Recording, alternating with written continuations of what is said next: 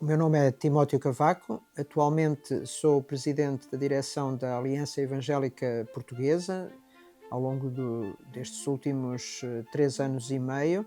Durante mais de 18 anos também fui secretário-geral da Sociedade Bíblica de Portugal e, no fundo, também esta experiência que fui tendo ao longo destas últimas décadas contribuiu para o meu interesse na pesquisa da nossa própria identidade enquanto evangélicos em Portugal.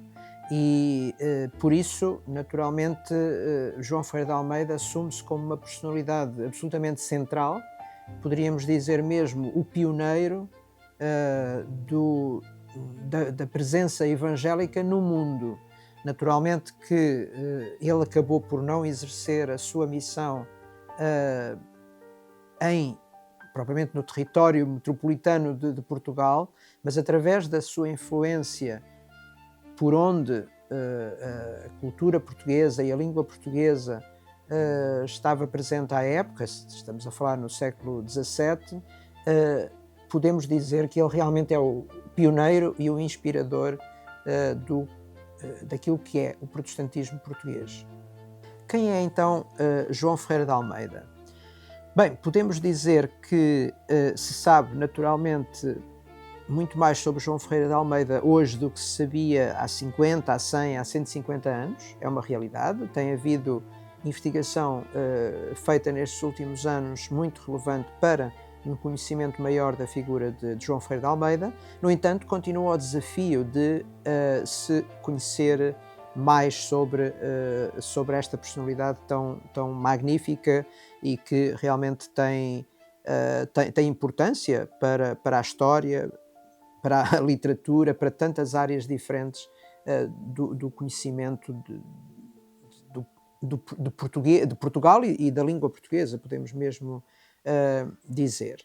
Bem, do que se conhece e do que se intui, João Ferreira de Almeida terá nascido numa pequena localidade que já era pequena há mais de 300 anos e continua a ser pequena nos nossos dias, com o nome, o toponímio de Torre de Tavares, que no passado pertencia precisamente a esses domínios de uma família ilustre do Reino de Portugal, dos Tavares, e por isso, aliás, naquela região há várias localidades que têm precisamente este complemento toponímico de Tavares, não é? Sanches de Tavares, Várzea de Tavares, e neste caso específico temos esta informação de que João Ferreira de Almeida terá nascido em Torre de Tavares, hoje pertence ao concelho de Mangualde, no distrito de Viseu. Portanto, para os que eventualmente conhecem melhor a geografia de Portugal, portanto, na região central, mas mais já para o norte do território continental de Portugal. Porque é que se pensa que João Ferreira de Almeida terá nascido em Torre de Tavares? Porque isso é mencionado ainda durante a vida de João Ferreira de Almeida. Infelizmente, apesar das pesquisas que já têm sido feitas, no sentido de tentar localizar alguma prova documental de que João Ferreira de Almeida tenha nascido em Torre de Tavares, isso até hoje não foi conseguido, mas temos também que ter noção da raridade deste tipo de documentação, quer dizer, não havia registros de nascimento, provavelmente aquilo que havia na época eram registros de batismo, e outras personalidades portuguesas muito distintas também não é sabido ao certo onde é que nasceram, não é? Mas há um argumento muito forte, que é o facto de alguém no Oriente, e isto, a primeira vez que este nome aparece mencionado é numa publicação chamada Carta Apologética contra João Ferreira de Almeida. É muito curioso porque nós encontramos muitos dados sobre João Ferreira de Almeida numa carta que foi escrita contra ele, pelo padre Jerónimo de Siqueira, mas que é contemporâneo, portanto nunca foi desmentido no próprio tempo de João Ferreira de Almeida. E reparem, quer dizer, alguém no Oriente mencionar uma localidade tão pequena e também um outro dado que aqui é importante, não existe nenhuma outra localidade com este nome. Por vezes acontece situações em que uma localidade, ou melhor, um determinado nome pode existir em várias localidades no país. Por exemplo, há muitas várzeas, há muitas, há lagiosas, por exemplo, estou-me a lembrar agora também de uma terra que existe em vários pontos do país. A Torre de Tavares só existe ali, não é? Portanto, alguém no Oriente Longínquo que não conheceu João Ferreira de Almeida na sua infância, mencionar Torre de Tavares é um forte argumento de que ele terá nascido ali. Há outros biógrafos, é verdade, que mencionam Lisboa, mas, quer dizer, Lisboa era uma referência, era a única referência que alguns tinham para Portugal, não é? Portanto, dizer de Lisboa, no fundo, era dizer ele é de Portugal. Agora, uma referência tão específica à Torre de Tavares, e eu estou convencido, de facto, João Ferreira de Almeida terá nascido também ali em Torre de Tavares. Agora, também do que se conhece sobre a vida dele, e isto também é mencionado em várias fontes, nomeadamente na Carta Apologética, João Ferreira de Almeida, por via da sua orfandade, portanto, terá ficado órfão, provavelmente de pai e de mãe, mas terá então sido ainda em criança, e também daí talvez um pouco esta confusão que existe por vezes gerada em torno do seu local de nascimento, terá vindo efetivamente habitar para Lisboa, onde foi educado por um tio que era um clérigo, era um sacerdote católico romano. Digamos, esse acompanhamento que o seu tio lhe terá dado é muito provável que tenha sido muito útil mais tarde nos seus conhecimentos, porque de facto, e já vou falar um pouco mais à frente sobre isso, mas é muito raro encontrarmos um jovem, na nossa linguagem de hoje até mesmo poderíamos chamar um adolescente, já tão apto e já tão capacitado a permitir fazer o que ele mais tarde viria a fazer. Pronto, mas de qualquer maneira, curiosamente, isto pode parecer um bocado contraditório, mas é assim, e a história constrói-se a partir das fontes, temos muito menos informação sobre o período que João Ferreira de Almeida passou em Portugal do que aquele que ele passou fora de Portugal. Mas pronto, por isso continua naturalmente aberto à investigação, digamos, a localização de outras fontes que possam dar mais informações sobre João Ferreira de Almeida. Sabendo muito pouco do que aconteceu durante esse período inicial da sua infância, aquilo que nós sabemos ao certo, e aqui já com dados não só autobiográficos, como também de outros biógrafos ou de outras referências da época, sabemos que João Ferreira de Almeida vai para o Oriente. Aqui também se discute, e vamos encontrar de facto algumas fontes, até se criou um pouco esta ideia de que João Ferreira de Almeida teria primeiro ido para a Holanda, onde ele teria pela primeira vez tido contacto com o protestantismo. Porque estamos a falar, eu não mencionei, mas também por informações do próprio João Ferreira de Almeida, acredita-se que ele tenha nascido por volta do ano de 1628. Portanto, esta é a época em que Portugal está sob o domínio da coroa espanhola, não é? O período chamado da União Ibérica, mas em que de facto o monarca é o monarca espanhol. Já na fase final, digamos, da monarquia, do domínio da monarquia espanhola. Portanto, mas é precisamente até neste contexto de domínio espanhol que João Ferreira de Almeida cresce inicialmente em Portugal. A sua saída de Portugal, curiosamente, coincide precisamente com a restauração da independência de Portugal, portanto, por volta de 1640.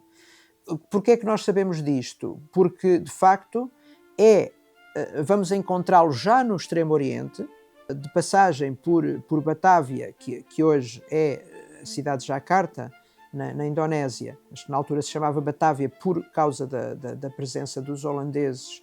Vamos encontrá-lo de passagem por Batávia para Malaca, Malaca que era também uma possessão portuguesa, mas que em 1641, precisamente, digamos, acaba por ficar sob o domínio holandês ou neerlandês. Ou seja, o facto de João Ferreira de Almeida estar ligado aos holandeses leva alguns biógrafos e alguns historiadores que têm trabalhado a figura de João Ferreira de Almeida a supor que, de facto, a primeira exposição dele à religião protestante, concretamente à fé reformada, não é? Porque, naturalmente, digamos, a tradição dominante nos Países Baixos nessa altura era o que podemos chamar o calvinismo, portanto a tradição reformada, e alguns consideram que de facto isso teria acontecido através de uma passagem prévia de João Ferreira de Almeida pela Holanda, mas não há nada que evidencie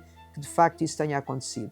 Alguns acham que seria mais fácil João Ferreira de Almeida ter embarcado no navio holandês, porque de facto havia muitos navios holandeses nessa época a rumar ao Oriente, e por isso muitos acreditam que teria sido mais fácil essa passagem para o Extremo Oriente ter sido feita através da Holanda. Mas também havia, naturalmente, embarcações portuguesas a ir para o Oriente, como é evidente. Portanto, não está provado que ele tenha estado na Holanda. De facto, o investigador Luís Menezes Fernandes acredita que provavelmente ele terá ido numa embarcação portuguesa. Até há registros de que uma embarcação portuguesa terá sido aprisionada por as forças holandesas, e pode ter sido esse o caso, mas pronto, mas aqui estamos um pouco no domínio da especulação. O que é verdade é que João Ferreira de Almeida chegou ao Oriente, e é pelo seu próprio testemunho no Oriente, não necessariamente na Holanda. Ele nunca menciona que passou pela Holanda, o que não quer dizer que não tenha estado, mas não sabemos isso da sua boca.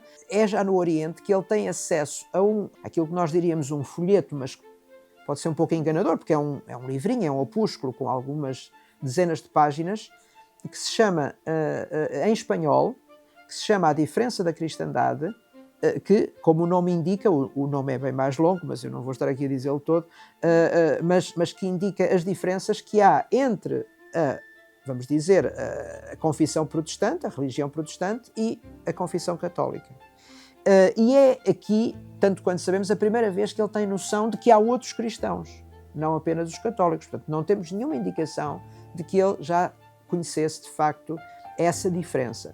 Mais tarde, ele próprio vai traduzir a partir do espanhol esse livrinho, Diferença da Cristandade, e também, mais tarde, vem a surgir uma edição holandesa. Porquê? Porque realmente ele, estando no Extremo Oriente e convertendo-se ao cristianismo na sua expressão reformada, a sua ligação vai ser com a Igreja Reformada Holandesa. Portanto, toda a sua vida ele vai estar ligado à Igreja Reformada Holandesa. Há aqui um outro detalhe importante, e também devemos isso graças ao trabalho do investigador Luís Menezes Fernandes, e também, curiosamente, de um outro investigador e pastor já falecido, Ernesto Ferreira, que identificaram este folheto como sendo da autoria de Cássio-Dor de Reina, e talvez que é também um dos principais tradutores da Bíblia para a língua castelhana, para o espanhol, não é? Que deu origem à tradução conhecida como Reina Valera, Cássio-Dor de Reina e Cipriano de Valera. E é curioso que talvez o facto de João Ferreira de Almeida ter a sua vida ter tido um impacto e uma mudança tão grande com a leitura daquele folheto, talvez o facto de ter sido escrito por um tradutor da Bíblia o tenha influenciado também e, no fundo, tenha dado razão de ser aquilo que foi a obra da sua vida. Literalmente, em todos os sentidos, foi a tradução da Bíblia. Não só pela sua dimensão, não só pela sua importância, mas também porque, literalmente, João Ferreira de Almeida passou todo o resto da sua vida dedicado à tradução da Bíblia. E este é um outro aspecto absolutamente notável da figura desta personalidade, que não encontramos em mais nenhuma outra figura, em nenhuma outra língua que eu conheça, que é, com 14 anos de idade, iniciar a tradução da Bíblia.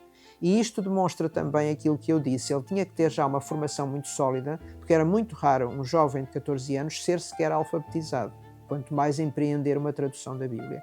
Obviamente que não podemos imaginar que João Ferreira de Almeida, nessa altura, conhecesse profundamente o hebraico e o grego, as línguas originais.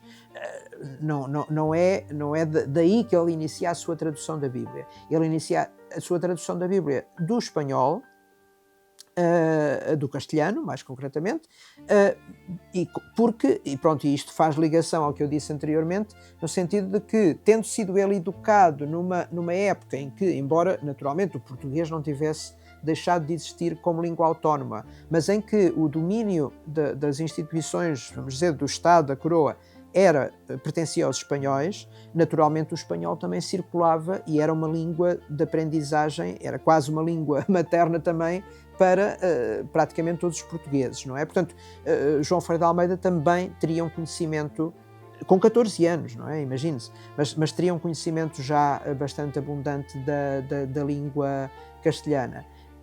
E supõe-se também que, devido ao treino, à formação que teve e à proximidade que teve com esse seu tio, que era um clérigo católico romano, que também daí lhe pudesse ter vindo algum conhecimento da língua latina, não é?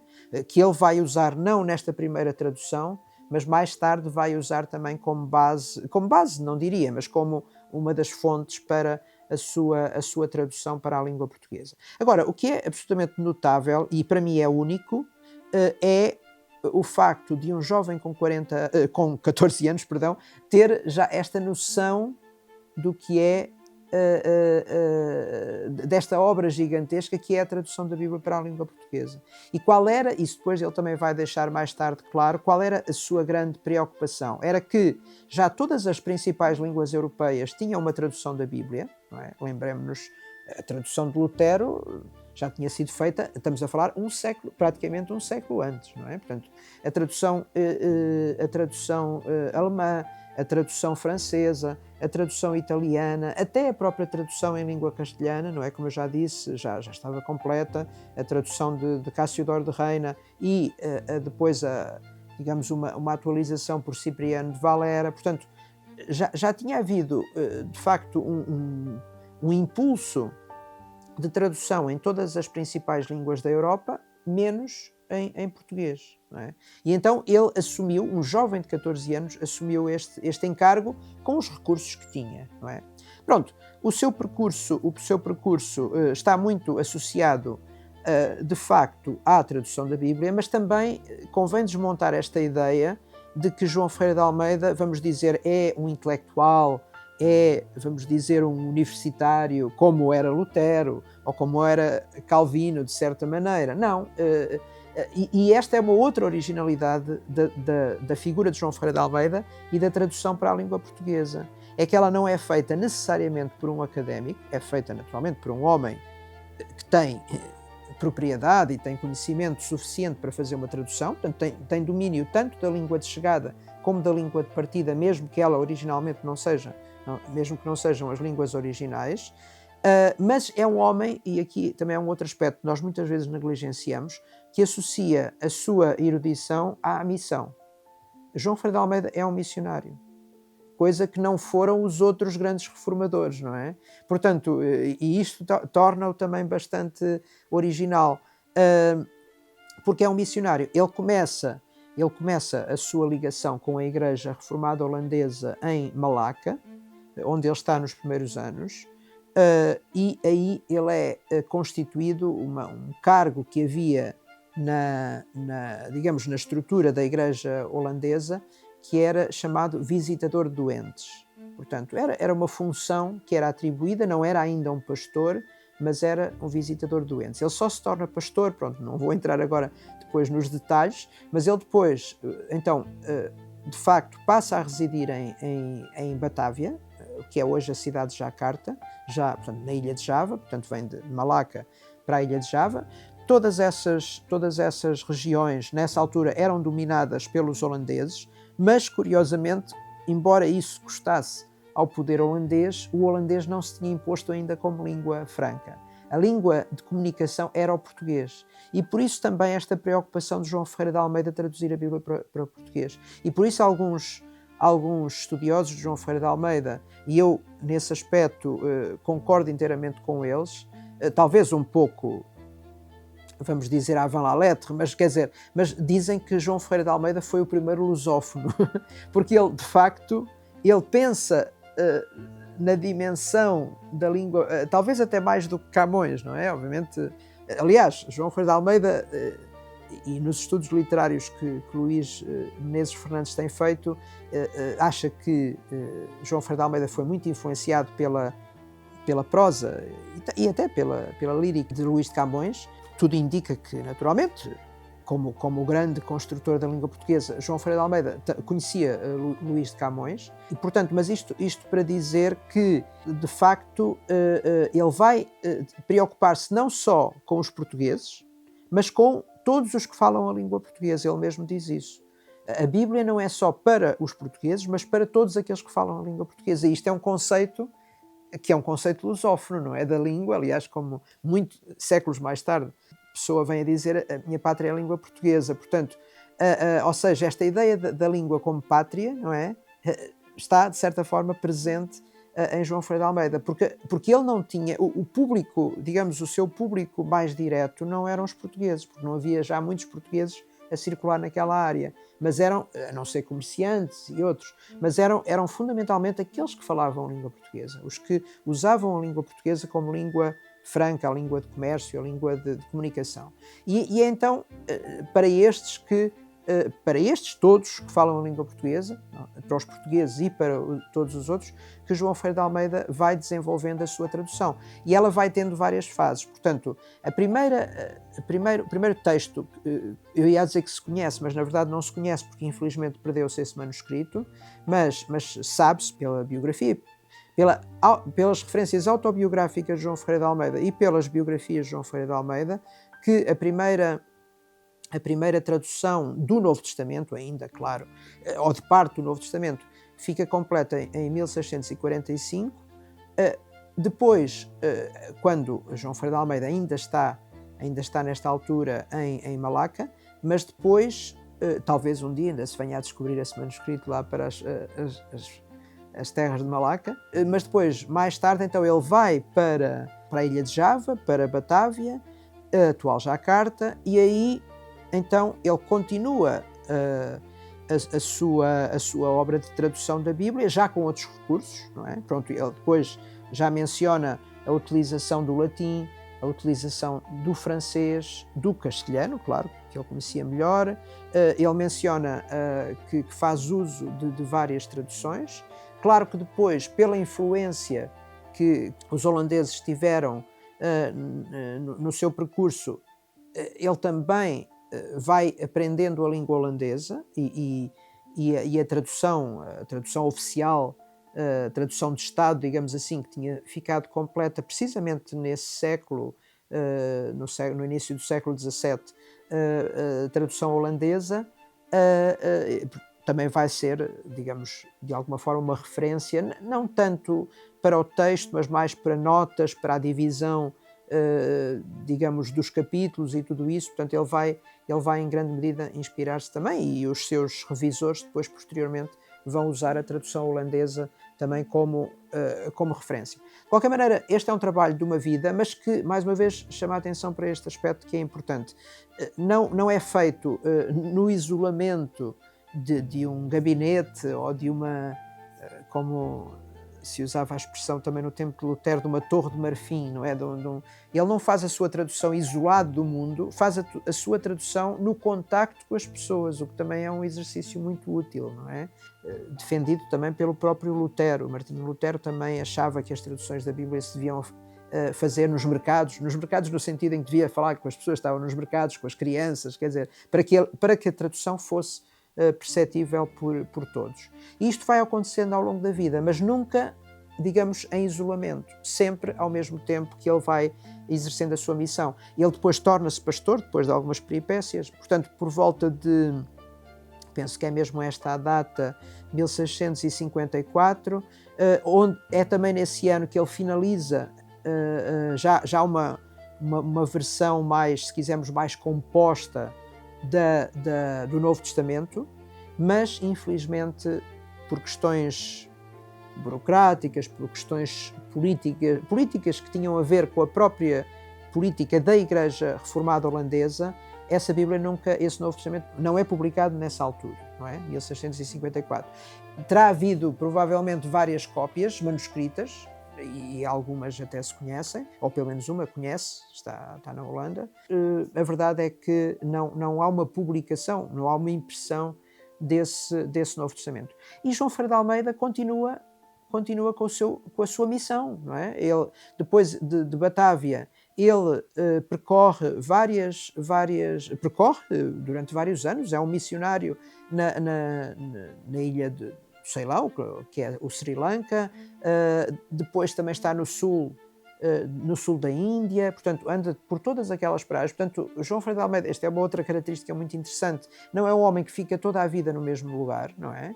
Anda por várias paragens do Oriente, até que finalmente regressa a Batávia e pronto, e este é o seu período final da sua vida, que ainda duraria alguns anos. É curioso que logo a partir mais ou menos dessa época, anos 50 do século XVII, portanto João Ferreira de Almeida nesta altura teria 30 e tal, mas particularmente a partir mais ou menos dos 40 e poucos anos, ele começa-se a queixar de que já tinha muitas maleitas, o que era normal naquela altura. A longevidade das pessoas andava por aí, não é? A esperança média de vida se calhar andava pelos 40 anos ou até menos. Portanto, João Ferreira de Almeida já seria uma pessoa idosa, mas ele viveu quase até aos 60 anos. O que para a época realmente era, podemos dizer, um ancião, não é? Desculpa, eu estava a dizer que quase não, mas ele morreu já depois dos 60 anos, portanto ele morre em 1691, portanto ele passa os últimos anos da sua vida, estas últimas décadas, em Batávia, como, digamos, um dos pastores, mas o principal pregador em português, porque, claro, como eu digo, aliás, durante várias épocas da vida ele teve conflitos com as autoridades holandesas porque o queriam obrigar a pregar em holandês exclusivamente, e ele sempre, e neste aspecto é muito importante também referir este aspecto, quer dizer, que foi a defesa que João Ferreira de Almeida fez da língua portuguesa, não é? E ele sempre insistia na pregação em português, e por isso era tão importante também ter a Bíblia, não é? Porque soaria estranho estar a pregar em português com referências à Bíblia em holandês ou noutras línguas. Infelizmente, não lhe foram dadas todas as condições que ele gostaria de ter para se dedicar mais a este trabalho da tradução da Bíblia, mas ele foi persistente, ele insistiu e, na verdade, podemos dizer que morreu a traduzir a Bíblia, literalmente. Talvez um mês antes da sua morte, à partida, também graças ao investigador Luís Menezes Fernandes, sabe-se hoje que ele terá morrido nos primeiros dias de setembro de 1691. No mês anterior há registros de que ele estaria a terminar o livro de Ezequiel, portanto, e terá sido talvez o último livro, Ezequiel 48, quase no final do livro de Ezequiel, terá sido o último livro da Bíblia do Antigo Testamento, porque já tinha traduzido o Novo Testamento, não é? Que terá sido o último livro da Bíblia a ser traduzido por João Ferreira de Almeida. Agora, perguntamos nós, mas a Bíblia toda não foi traduzida por João Ferreira de Almeida?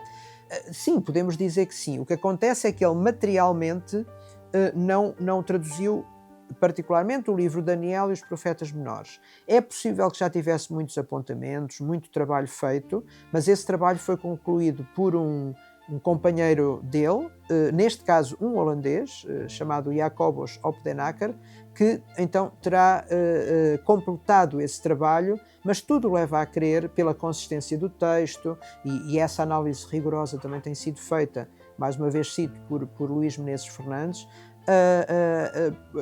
tudo leva a crer que, quer dizer, o autor, não necessariamente material, mas o autor mesmo desses livros que não foram diretamente traduzidos por João Ferreira de Almeida, seja ele, não é? Porque ele é o grande inspirador e provavelmente já teria muito trabalho feito.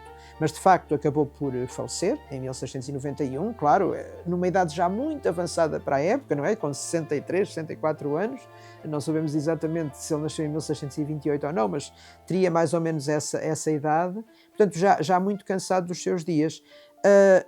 Entretanto, voltando um pouco atrás, 10 anos antes, depois de muitos esforços, finalmente o Novo Testamento tinha sido impresso. Não no Oriente, porque ainda não havia condições, vamos dizer, técnicas, não havia ainda tipografia que pudesse produzir uma obra daquela dimensão, e por essa razão é que o primeiro Novo Testamento em português também não foi impresso em Portugal, porque Portugal, naturalmente, nessa época ainda aplicava os cânones do Concílio de Trento, que impediam a publicação da Bíblia em língua vernácula, portanto a Bíblia só podia ser impressa em latim, não podia ser impressa na língua que as pessoas falavam. Há depois aqui também algumas peripécias muito interessantes, mas depois, naturalmente, as pessoas interessadas poderão encontrar todas essas descrições em várias obras, de alguns dos autores que eu já citei e noutros também.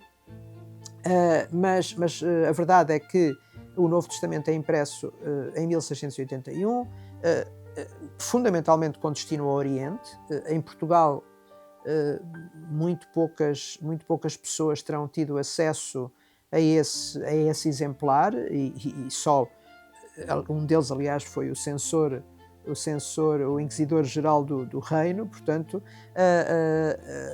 só a Inquisição basicamente é que teve acesso, que era precisamente para não deixar que o Novo Testamento fosse distribuído às pessoas comuns, não é? Mas no Oriente ele circulou, com revisões manuscritas do próprio João Ferreira de Almeida, porque essa edição não estava completamente de acordo com aquilo que João Ferreira de Almeida pretendia, mas a verdade é que foi editado.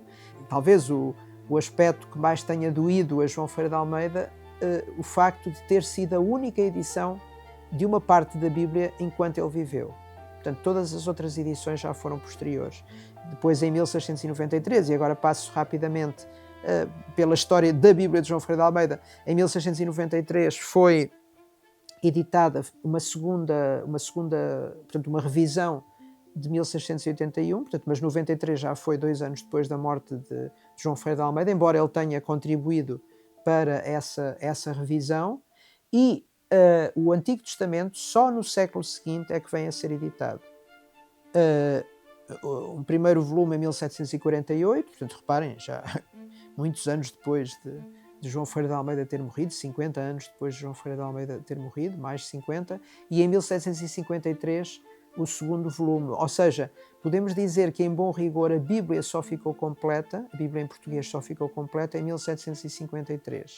No interim, menciono isto porque também é importante, no interim houve outras edições da Bíblia de João Ferreira de Almeida, portanto, mas em volumes, vamos dizer, em parcelas, feitas numa outra parte do Oriente, que foi na costa oriental da Índia, numa missão, vamos dizer, patrocinada pelo rei da Dinamarca, constituída por luteranos. Fundamentalmente os missionários eram luteranos, portanto eram alemães, embora, digamos, o patrocínio viesse da Dinamarca e do rei da Dinamarca, que também editaram Bíblias em português, mas também não a Bíblia completa. Agora passo rapidamente para um outro desenvolvimento que me parece importante da tradução da Bíblia de João Ferreira de Almeida. Eu costumo dizer que, apesar de todo este esforço, nós hoje, todos os que falam a língua portuguesa e que continuam, pelo menos, naturalmente, os evangélicos de língua portuguesa, seja em Portugal, seja no Brasil, seja em África, onde quer que for, continuam a preferir, em grande medida, a tradução de João Ferreira de Almeida, mas ela podia ter acabado. Porquê? Porque, basicamente, quando a língua portuguesa começa a perder influência no Oriente, também, progressivamente, deixa de ser publicada a Bíblia, porque ela não era publicada na Europa, não é? Ela foi publicada em Amsterdão, apenas 2 edições, no século XVII e século XVIII, mas, progressivamente, deixou de se editar, tanto na Europa como no Oriente. Eu diria que o ressurgimento da Bíblia de João Ferreira de Almeida se deve, de facto, ao trabalho das sociedades bíblicas, que surgem no início do século XIX. Se não tivessem sido as sociedades bíblicas, isto estamos a pôr no plano humano, não é? No plano divino, Deus tem sempre os seus propósitos e cumprem-se segundo a sua vontade. Mas no plano humano, se não fosse realmente o surgimento da Sociedade Bíblica Britânica e Estrangeira em 1804, na Inglaterra, em particular na cidade de Londres, talvez a Bíblia de João Ferreira de Almeida tivesse perdido. Porquê? Porque quando a Sociedade Bíblica começa a publicar traduções não só em inglês, mas também noutras línguas, há um grupo de portugueses refugiados, também fruto da situação política em Portugal, e que não eram, curiosamente, não eram protestantes, não havia ainda igrejas protestantes em Portugal, mas que abordaram a Sociedade Bíblica Britânica, portanto, na cidade de Londres, e sugeriram, se vocês estão a publicar Bíblias em noutras línguas, porque também não publicam em português? Mas não se conhecia nenhuma tradução protestante da Bíblia, porque nessa altura, entretanto, tinha surgido uma outra, nessa altura, quando eu digo nessa altura, digo final do século XVIII, princípio do século XIX. Portanto, já 100 anos depois da tradução de João Ferreira de Almeida, atenção, não é? Portanto, muitos anos depois. Mas tinha surgido uma tradução católica do padre António Pereira de Figueiredo, uma pessoa também muito importante, do tempo do Marquês de Pombal, e então os católicos, digamos, que estavam na Inglaterra, só conheciam essa tradução. Mas a Sociedade Bíblica disse, não, mas vamos ver se há uma tradução portuguesa. E então descobriram, digamos assim, essa velha tradução que havia, que tinha sido feita no Oriente, e foi assim que, podemos dizer, a Bíblia de João Ferreira de Almeida ressurgiu, já no início do século XIX, numa primeira edição em 1809, logo muito poucos anos depois da Sociedade Bíblica ter sido estabelecida, portanto 5 anos depois, surge então só o Novo Testamento. Eles nem sabiam que existia também a tradução do Antigo Testamento, 1809, e finalmente em 1819, 10 anos depois, é que se edita a Bíblia toda num único volume. Portanto, isto é também uma outra curiosidade. Por exemplo, havia traduções para o alemão, para o espanhol, para o italiano, para o francês, num único volume desde o século XVI ao século XVII. Em Portugal, só no século XIX, 200 anos depois, ou mesmo 300 anos depois, é que houve uma Bíblia num único volume. Nunca tinha existido uma Bíblia em português num único volume. E isso acontece em 1819. Pronto, a partir daí, de facto, explodiu, digamos, o número de edições e de impressões da Bíblia de João Ferreira de Almeida. O investigador Frei Herculano Alves, diz que, e com propriedade, que é a obra literária em língua portuguesa mais divulgada e mais impressa de sempre. Nem os Lusíadas, nem as obras de Fernando Pessoa, ou de José Saramago, ou de qualquer de Jorge Amado no Brasil, não há nenhum outro escritor em língua portuguesa, ou não há nenhuma outra obra literária. Neste caso é uma tradução, é verdade, não é uma obra de autor, mas não há nenhuma outra obra literária tão divulgada como a tradução de João Ferreira de Almeida. E por isso é precisamente pela importância que tem a tradução de João Ferreira de Almeida que também, naturalmente, as sociedades bíblicas, particularmente a Sociedade Bíblica do Brasil, mas também a Sociedade Bíblica de Portugal, têm empreendido, digamos, diversas revisões da Bíblia para permitir que ela continue a ser atual e continue a falar para os públicos de hoje, porque, obviamente, não é objetivo de ninguém, muito menos das sociedades bíblicas, mudar o texto e o essencial daquilo que João Ferreira de Almeida traduziu, mas, naturalmente, há certas expressões, há certos vocábulos que vão perdendo o seu uso, certas construções frásicas que vão deixando de fazer tanto sentido, e por isso é normal que estas traduções sejam atualizadas. Isso aconteceu no Brasil, por exemplo, no final dos anos 50, com o surgimento da chamada edição revista e atualizada. Aliás, aconteceu primeiro em Portugal com a chamada revista e corrigida e outras revisões que existiram ao longo do século XIX. A revista e corrigida é de 1898, portanto, final do século XIX. Depois, no Brasil, revista e atualizada no final dos anos 50, não sei exatamente qual é a data. Agora, no Brasil, já surgiu a nova Almeida atualizada, e em Portugal também a Sociedade Bíblica de Portugal está a empreender um projeto de revisão da Bíblia de João Ferreira de Almeida. Ainda não sabemos exatamente qual será a designação, mas pelo menos para já estamos a anunciá-la como a nova Almeida Revista e Corrigida. Portanto, será uma revisão da edição Revista e Corrigida de 1898, embora, claro, com muitos contributos que entretanto foram sendo dados. Eu penso que esta é a melhor maneira, embora queria reforçar esta ideia, não podemos olhar apenas e não nos perdermos apenas na ideia de que João Ferreira de Almeida foi, isto até custa um pouco dizer, porque pode parecer negativo ou pejorativo, mas não foi apenas o tradutor da Bíblia. Ele é, na verdade, o grande reformador português, é o grande reformador protestante português, porque ele foi um pastor, foi um missionário, foi também um escritor.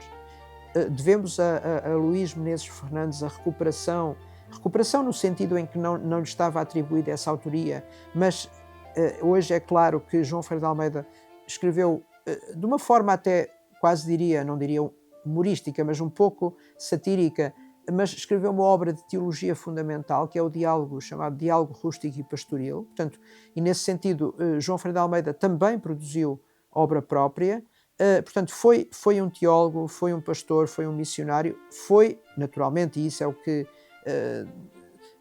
sobressai de tudo isto, foi o tradutor da Bíblia, foi o primeiro pastor protestante que houve, o primeiro pastor protestante português ou de língua portuguesa em toda a história do nosso protestantismo, e por isso acho que faz sentido não só recuperarmos, sob o ponto de vista histórico, a figura deste homem, mas também mantermos atual a sua tradução da Bíblia, porque é aquilo que fica, de facto, para as gerações vindouras da sua obra.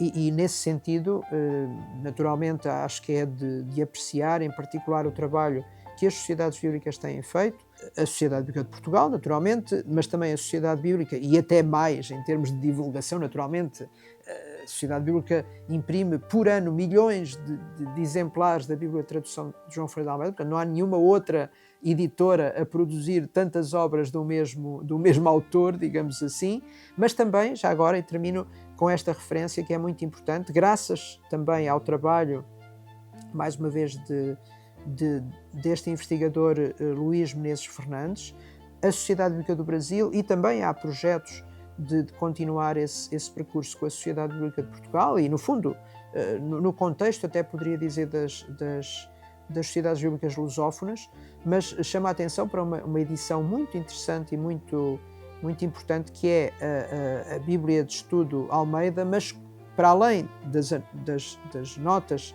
que já existiam, com notas inseridas no próprio corpo do texto da autoria do próprio João Ferreira de Almeida, né? Com base numa investigação muito criteriosa que tem sido feita pelo Luís Fernandes, de identificar precisamente esses textos literários, teológicos de João Ferreira de Almeida e inseri-los como comentários à própria tradução de João Ferreira de Almeida. Portanto, o melhor contributo que nós podemos fazer para a figura de João Ferreira de Almeida é, claro, falar dele, mas também continuar a ler a sua tradução e ajudar também na divulgação, em primeiro lugar, naturalmente, da Palavra de Deus, da Bíblia que ele traduziu, mas também da figura de João Ferreira de Almeida. Nenhuma área do conhecimento se constrói a partir do vazio. Todo o conhecimento se constrói com base em algo já pré-existente. E, nesse sentido, também, naturalmente, o conhecimento sobre esta figura tão ímpar da nossa história, não só da história religiosa, da história da Bíblia, mas eu diria mesmo da história nacional e da história da língua portuguesa, que é João Ferreira de Almeida, também tem tido, curiosamente, desde o seu tempo de vida, gente a falar sobre ele. No entanto, naturalmente não se justifica estar a fazer todo esse percurso em torno dos estudos sobre a história de João Ferreira de Almeida, mas eu queria fundamentalmente mencionar aqui três investigadores que me parecem relevantes, porque são investigadores atuais, investigadores que estão vivos, que se têm dedicado ao estudo de João Ferreira de Almeida. Porque, de facto, devo dizê-lo com clareza, eu não sou um especialista nessa área, nunca fiz investigação específica sobre João Ferreira de Almeida. Se alguma vantagem tenho é lidar com esses investigadores, trabalhar com eles e, modéstia à parte, em grande medida, ter sido talvez até o primeiro leitor de alguns dos seus trabalhos sobre João Ferreira de Almeida. E isso é uma coisa que só me enobrece no sentido em que, de facto, o trabalho deles é fundamental para a construção deste conhecimento que existe e que, particularmente nos últimos 20, 30 anos, se tem adensado sobre João Ferreira de Almeida. Isto quer dizer que já conhecemos tudo sobre João Ferreira de Almeida? Não, há muito ainda para conhecer sobre esta personalidade e por isso, naturalmente, o meu desejo é que se continuem a levantar pessoas para estudar a figura, a obra, nos seus mais diferentes aspectos e envolvências relacionados com João Ferreira de Almeida. Menciono apenas por uma questão de não necessariamente de importância, mas até de idade, começando por dos investigadores, naturalmente, que estão vivos atualmente, aquele que já há mais anos se dedica a este tema, que é Herculano Alves, que é um frade católico da ordem dos capuchinhos, portanto, da congregação dos capuchinhos, portanto, franciscanos, e, de facto, é interessante, sendo ele um católico e um religioso católico, ter-se interessado pela figura do protestante João Ferreira de Almeida. Ele fez exatamente a sua investigação de doutoramento sobre a figura de João Ferreira de Almeida na Universidade de Salamanca, em Espanha, e a sua abordagem, como biblista que é, foi orientada fundamentalmente para o conhecimento da obra, da tradução da Bíblia de João Ferreira de Almeida e das edições posteriores desta obra, praticamente até aos nossos dias, mas devo dizer também, por uma questão de análise, de observação, que Herculano Alves não é propriamente um historiador, embora tenha levantado muitas questões importantes e tenha recuperado até algumas questões sobre a biografia, sobre a história de João Ferreira de Almeida. O seu trabalho não é um trabalho estritamente historiográfico, embora tenha naturalmente contribuições muito importantes neste aspecto. Há depois um outro investigador que é brasileiro, Jairo Cavalcante, que curiosamente é um engenheiro informático, portanto a sua vida não é dedicada propriamente a estes temas, mas sendo ele um evangélico, protestante no Brasil, e naturalmente sendo esta uma área que eu penso que interessa muito os evangélicos, realizou também, neste caso, uma dissertação uma investigação de mestrado na Universidade Metodista de São Paulo, em que trabalhou também a questão da tradução de João Ferreira de Almeida, na procura de quais poderão ter sido as fontes de João Ferreira de Almeida e também devemos a ele aspectos biográficos importantes, entre os quais a descoberta, bem, no sentido estritamente, digamos, historiográfico do que aqui queremos dizer descoberta. Os dados já lá estavam, mas deve-se a ele, de facto, a recuperação de um detalhe biográfico importante, que é o nome completo de João Ferreira de Almeida. Não é? Durante séculos, o nome de João Ferreira de Almeida foi grafado como João Ferreira de Almeida ou João Ferreira A de Almeida. Muitas especulações foram feitas em relação ao que significaria este A e de facto deve-se a Jairo Cavalcante a descoberta ou a redescoberta de que de facto é um nome de João Ferreira de Almeida, portanto, João Ferreira Anes de Almeida, é este o seu nome completo e isso deve-se também a Jairo Cavalcante. Mais recentemente, também um investigador ainda jovem, brasileiro, mas que reside atualmente em Portugal com a sua família e que inclusivamente é investigador da Universidade de Coimbra, mas fez o seu trabalho de investigação em doutoramento na Universidade de São Paulo, no Brasil, a USP, e tem também dedicado muito do seu labor científico ao estudo desta personalidade e, permitam-me aqui, como se costuma dizer, puxar um bocado a brasa à minha sardinha, mas de facto destes três é o único que é historiador. E, portanto, traz um conjunto de metodologias, de recursos para esta investigação que enriquecem, sob o ponto de vista digamos, dos parâmetros do que é um estudo histórico. Nos últimos anos, inclusivamente, embora de facto com esse entorno e com essa preocupação historiográfica, Luís Henrique Menezes Fernandes, é este o seu nome, tem feito a sua investigação mais focada nas próprias edições daquilo que podemos chamar as edições originais da tradução da Bíblia de João Ferreira de Almeida, e nesse sentido também tem trazido muito conhecimento e conhecimento importante sobre aspectos literários da tradução da obra de João Ferreira de Almeida. Portanto, como digo, digamos, aquilo que eu posso dizer sobre João Ferreira de Almeida, sob um ponto de vista do conhecimento académico que existe sobre ele, é baseado fundamentalmente nestes três investigadores, que por sua vez, naturalmente, beberam de outros, poucos infelizmente, mas outros autores que foram tratando da figura de João Ferreira de Almeida ao longo de cerca de 3 séculos, não é? Desde que pelo menos ficou completa primeiro a tradução do Novo Testamento e depois, mais tarde, ainda não chegámos aos 300 anos, de que começaram a surgir as edições completas da tradução de João Ferreira de Almeida. Para finalizar, de facto, gostaria de deixar este desafio de conhecermos melhor a vida e a obra de João Ferreira de Almeida, não só os detalhes biográficos, mas particularmente a inspiração que nos vem da sua dedicação à obra missionária e, naturalmente, com esta consciência de que o principal instrumento de evangelização é a Bíblia. E só pode haver evangelização, só pode haver partilha, transmissão, proclamação da palavra de Deus se as pessoas, naturalmente, entenderem essa palavra na sua própria língua. O que é que isto nos diz mais de 300, na verdade quase 400 anos depois, pelo menos do seu nascimento? Penso que continua a ser um incentivo para os nossos dias, porque esse legado que João Ferreira de Almeida nos deixou de missão e proclamação continua a ser essencial. Embora ele não tenha sido, podemos dizer, o pioneiro direto e o fundador direto da obra evangélica em Portugal e nos países de língua portuguesa, ele, podemos afirmá-lo sem qualquer reserva, é o grande inspirador desta obra.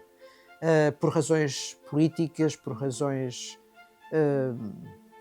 do que era o panorama religioso dominante à época, é verdade que não se concretizaram e não se estabeleceram comunidades protestantes de língua portuguesa, não só em Portugal, como também no Brasil e nos países de expressão portuguesa em África, até ao século XIX. No entanto, é muito curioso que no início dessas comunidades está presente a Bíblia, traduzida por João Ferreira de Almeida. Portanto, de facto, não podemos separar o que é a realidade evangélica hoje nestes países daquilo que foi a inspiração e a obra que João Ferreira de Almeida nos legou. A maneira de nós honrarmos esta figura, mas acima de tudo a palavra de Deus, é continuarmos, naturalmente, a ler a Bíblia, a meditar nela, a estudá-la, mas também conhecer quem está por trás desta tradução. E penso que isso é um dever de todos nós, não só os evangélicos que falam a língua portuguesa, mas eu diria mesmo de todos aqueles que falam e conhecem a língua portuguesa.